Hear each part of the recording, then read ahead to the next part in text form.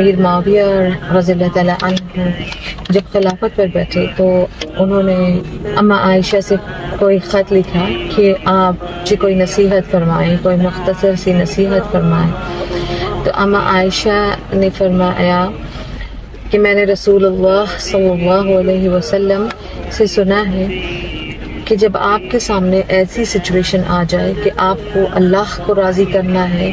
یا اللہ کے بندوں کو راضی کرنا ہے